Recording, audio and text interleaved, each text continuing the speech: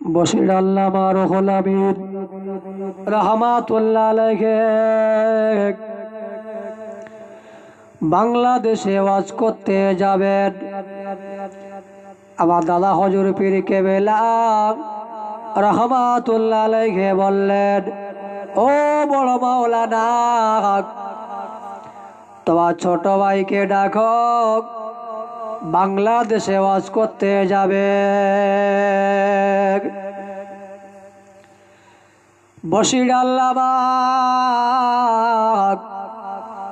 রুহুল আমিন রাহমাতুল্লাহ আলাইহি হুজুর আমার ছোট হুজুর পীর কেবলাকে ডাক করলেন। ডাকার পরে বললেন, ছোট ভাই, আমার প্রিয় মুর্শিদ আপনাকে ডাক করেছে, চলো। ছোট হুজুর পীর কেবলা গেলেন। যাওয়ার পরে দাদা হুজুর পীর কেবলা সামনে আদেমের সঙ্গে বসলেন। বলে, বাবা,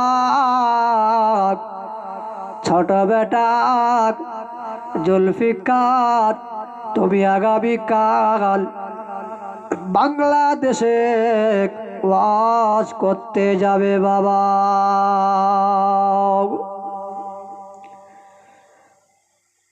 এই বলার পরে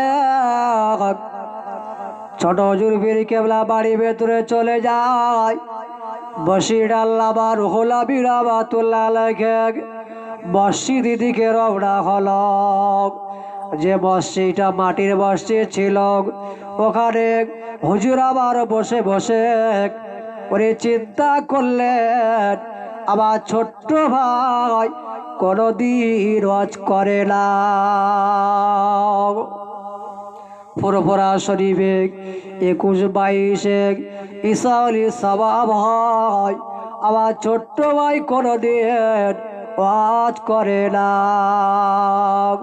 উনি বাংলাদেশে ওয়াজ করতে যাবে, এই চিন্তা ভাবনা করে বশির আল্লামা রুহুল আমিন রাহমাতুল্লাহ আলাইহি মসজিদে বসে বসে চিন্তা করছেন, কি চোখ দিয়েছে বাংলা মুসলমানেরা।